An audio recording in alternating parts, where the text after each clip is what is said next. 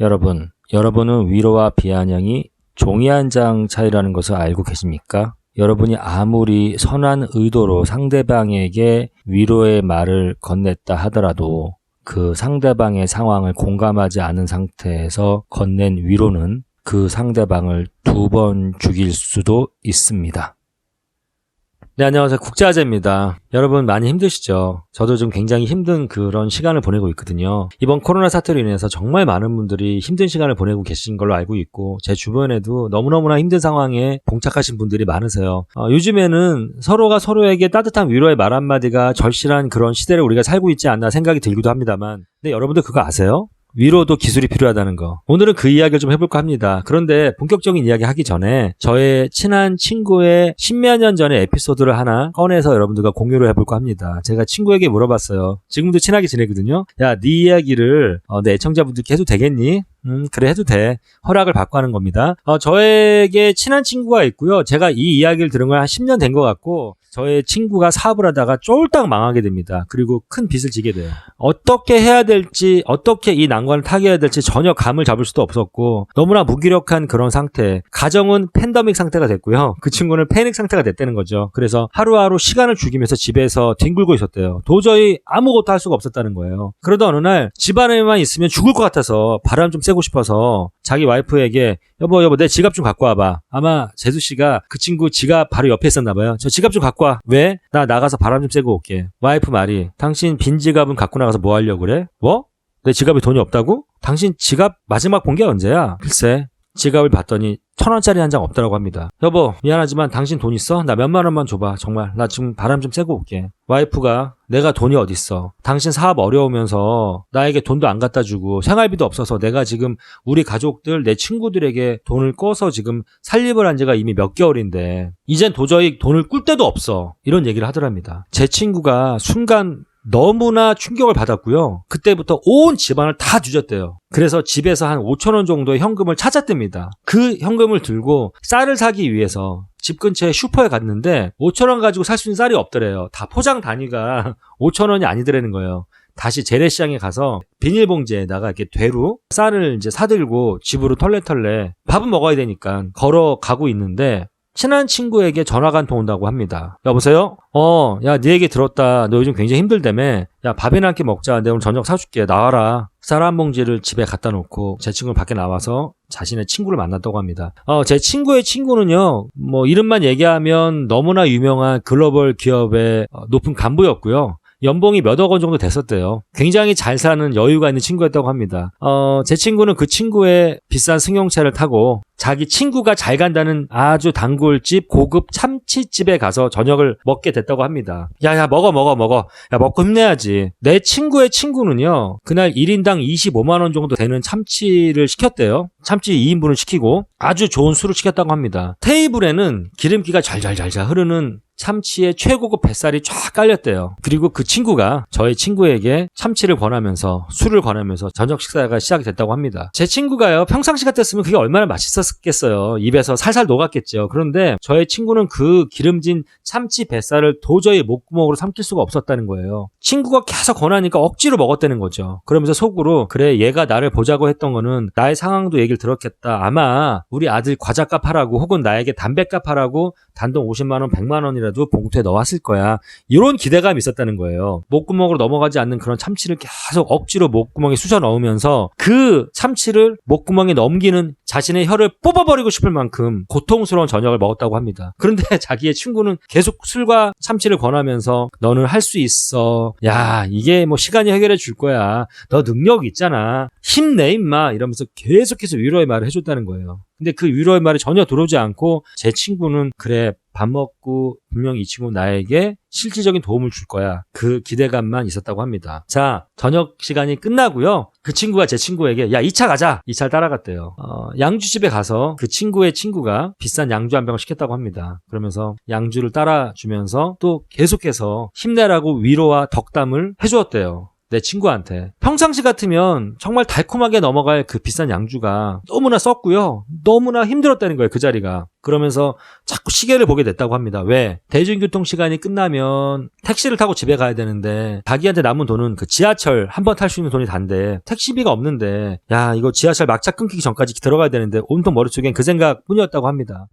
이미 지하철 막차는 끊겼고요. 2차가 파했다고 해요. 파하면서 그래 가면서 아마 이 친구가 나에게 작은 봉투를 하나 줄 거야. 제 친구는 그런 기대를 했다고 해요. 끝까지. 그런데 그 친구의 친구는 결국에는 어깨를 두들기면서 야, 잘 들어가고 조만간에 얼굴 한번 보자. 내가 다음에 술 한잔 더 살게. 대리를 불러서 집에 가버렸다고 합니다. 제 친구는 너무나 그 저녁 한 끼와 술 한 잔이 너무 허탈했고요. 집에 어떻게 가야 될지 막막해서 차가 있는 자신의 또 친한 친구에게 전화를 했대요. 친구가 자기를 픽업하러 오기까지 2시간 가까이를 그냥 길바닥에서 앉아서 기다렸다고 합니다. 그 2시간 가까이 되는 시간 동안에 많은 생각을 하게 됐고 너무나 큰 상처가 됐대요. 그 상황 자체가 너무 서러웠고. 자, 이런 이야기를 저한테 해준 거예요. 그러면서 그 친구가 저에게 야, 진짜 이 위로도 기술이 필요하다는 걸 내가 알았다? 이런 얘기를 하는 거예요. 저는 한 10년 전에 그 이야기를 듣고 나서 정말 마음이 짠하면서 제 주변에 누군가 어려움에 처해지면 위로하는 게 너무 힘든 거예요. 그 어줍지 않은 위로. 저에게 지난주에도 이런 일이 생겨요. 저희 구독자 한 분이 계세요. 필리핀에 살고 계시고 마닐라에 계신 분인데 저는 유튜버고 그분은 저의 팬인 거죠. 그래서 이렇게 유튜버 대 구독자 관계로 알게 되고 상당히 친해졌어요. 그래서 제가 필리핀 보라카이에 살 때 몇 번 그분을 만났고요. 그리고 일본에 이주해 와서도 가끔 전화통화도 하고 이러던 분이신데 최근에 이제 락다운 당하고 그분이 이제 한국 분이 운영하는 어떤 회사에서 일을 했는데 관광과 연관도 있고 뭐 이런 이제 일이기 때문에 락다운 당한 이후에 무급 휴가 상태였어요. 그러니 얼마나 힘들었겠습니까. 근데 이제 저랑 마지막 통화한 지가 꽤 돼서 제가 전화를 몇 번 했는데 안 받으시더라고요. 그러던 어느 날 지난주에 갑자기 카톡으로 문자가 오는 거예요. 아재님 혹시 시간이 편하실 때 전화 한번 주세요. 이분이 아마 내 연락을 못 받아서 미안해서 나랑 안부 전화하려고 하나보다 전화를 드렸습니다. 근데 이제 이분이 전화를 받았어요. 어떻게 잘 계셨어요? 아재님 제가 아재님 전화 대꾸도 못 해드리고 문자도 답을 못 해드려서 너무 죄송해요. 아니 괜찮아요. 그럴 수 있죠. 알고 보니까 그분의 큰아들이 마닐라에서 코로나에 걸린 거예요.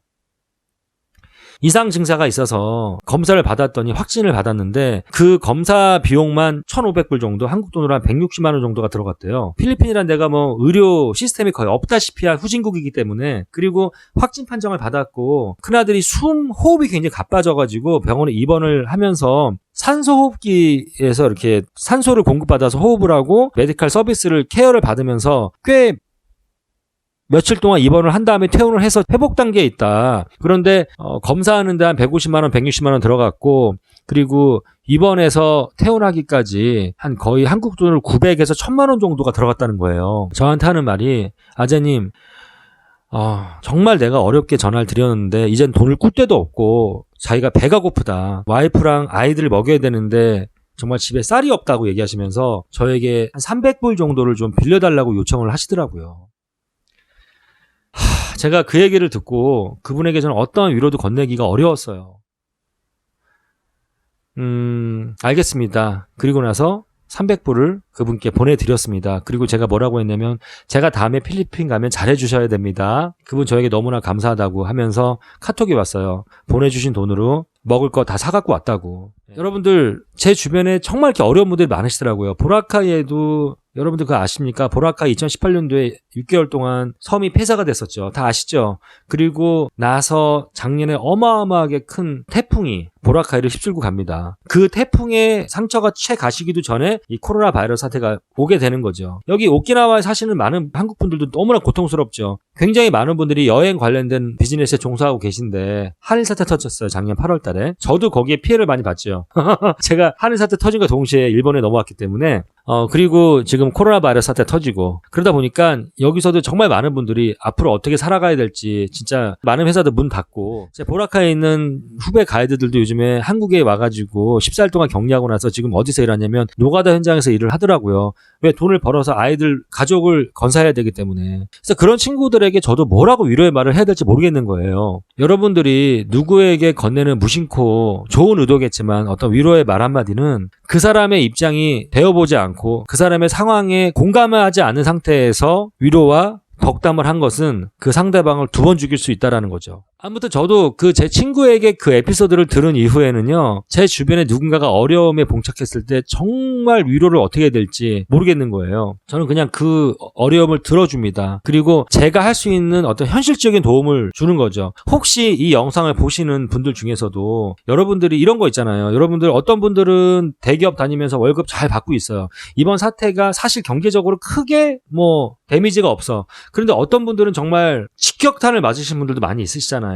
그래서 제가 보면은 이런 게 있어요. 제 친구들도 야, 뭐 집에서 지금 자택근무하는데 야, 오랜만에 넷플릭스로 내가 보고 싶었던 드라마를 야, 다 완주했다 야. 이런 친구들이 있습니다. 왜? 어쨌든 월급은 나오거든요. 그런데 또 어떤 친구들은 이 사태로 인해서 노가다 현장에서 노가다를 하고, 또 자영업 하시는 분들은 지금 당장 이번 달에 낼 월세가 없고, 월세뿐만이 아니라 집에 아이 분유값도 없어서 허덕대는 이런 분들도 많이 계시거든요. 그런데 넷플릭스 드라마를 완주한 그 친구가 분유값이 없는 친구에게 어줍지 않게 위로의 말을 한다라는 거는 오히려 그 친구를 두 번 죽인다는 거죠. 차라리 여러분들이 누구에게 위로를 한다는 거는요, 그냥 위로하지 마시고요, 실질적으로 할 수 있는 도움을 주셨으면 좋겠어요. 단돈 5만 원이든 50만 원이든 100만 원이든 여러분들이 할 수 있는, 그리고 절대로 어려운 친구들, 경제적으로 어려운 친구들 비싼 밥 먹이면서, 비싼 술 먹이면서 위로하지 마십시오. 차라리 그럴 돈이 있다면 순댓국에 소주 한 잔 사주시고요, 그 비싼 밥, 비싼 술 먹여서 위로할 그 돈 가지고 담배값 하라고, 아이들 용돈 하라고 그 돈을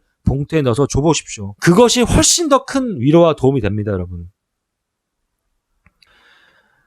제가 좀 전에 지난주에 있었던 제 구독자를 도와줬던 거를 생색내려고 얘기한 건 전혀 아니고요. 그나마 저는 감사하는 거예요. 혹시나 정말 많은 구독자, 애청자분들이 저에게 위로의 말을 건넸거든요. 아재님, 오키나와에서 지금 사업도 못하시고 굉장히 힘드시죠. 아재님, 일본에 가자마자 어떻게 한일 사태가 터져서 참 유튜브 하시기 힘드시죠. 아재님 힘내세요. 국제아재 화이팅! 이런 위로의 말을 많이 건넸습니다. 그렇게 건넨 분들이 어머나, 나 이거 우리 국제아재님한테 위로의 말 했는데 우리 아재님을 두 번 죽인 거 아니야? 이렇게 생각하실 필요 없어요. 저는요, 너무나 감사하게도 여러분들의 그 위로가 그대로 위로로 들려요. 그리고 큰 위로가 되고 있지만 정말 어려운 분들에게는 그건 위로가 아니라는 거죠. 여러분들의 말 한마디, 위로 한마디가 지금 저에게는 가감없이 위로로 들릴 수 있는 이 저의 상황이 너무나 감사하고요. 그냥 제가 여러분들을 위로할 수 있는 거는 국제아재가 그냥 좋은 영상 찍어서 여러분들에게 답답함도 좀 해소해드리고, 예. 그리고 여러분들이 좀 재밌게 즐길 수 있는, 또 정보가 될 수 있는 이런 좋은 영상을 계속해서 보여드리는 것이 제가 여러분들을 실제적으로 위로하는, 실제적으로 도움이 되는 그 위로라고 생각이 들고, 그래서 더욱더 열심히 좋은 영상으로 찾아뵙도록 하겠습니다. 여러분들 정말 공감이 없는 조언, 공감이 없는 어드바이스, 공감이 없는 덕담은 상대방을 두 번 죽일 수 있다는 거, 그리고 위로와 조언도 기술이 필요하다는 거. 여러분들이 어떤 조언을 하더라도 기술이 없으면 꼰대가 되는 거거든요. 늘 내가 남에게 아무리 좋은 의도를 하더라도 공감과 기술이 없다면 오히려 해가 될 수 있다는 거를 여러분들이 아셨으면 좋겠습니다. 네, 저의 이야기가 공감이 되시고 나름대로 의미가 있다고 생각되시면 구독과 좋아요 부탁드리겠습니다. 네, 이상 국제아재였습니다. 감사합니다.